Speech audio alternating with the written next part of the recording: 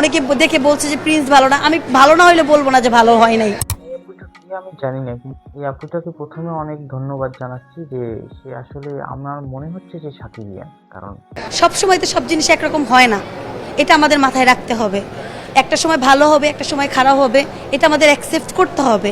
সাকিবকে সে অত্যন্ত ভালোবাসে, সে সাকিব ভক্ত। সে যদি সাকিব ভক্ত না হতো তাহলে এত সুন্দর কথা বলতো। আমি একটা কথা বলছি, শুনছেন না, যে ভালোরে ভালো বলতে হবে, আর ভালো না হলে আমি তাকে ভালো বলবো না।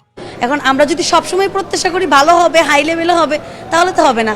আমি যেহেতু ভালোটা অ্যাকসেপ্ট করছি, আমাকে খারাপটাও অ্যাকসেপ্ট করতে হবে। এখন আমাদের সিনেমা যে সবটাই ভালো হবে, বিগত কত বছর কিন্তু শাকিব খান সব সিনেমাই ভালো দিচ্ছে। এখন যদি সেটা খারাপও হয় সেটা আমাদের মেনে নিতে হবে, কিন্তু এর আগে তো ভালো সিনেমা দিয়ে আসতেছে। টু বি অনেস্ট, তো আমি ভালোটা যেহেতু অ্যাকসেপ্ট করেই নিয়েছি, ভালো তো আমাকে দিলই, আমাকে গত কয়েক বছর তো ভালোই দিয়ে গেল, এবার আমি খারাপটাই না হলে দেখলাম। সবসময় যে ভালো হবে এরকম কোনো কথা নেই।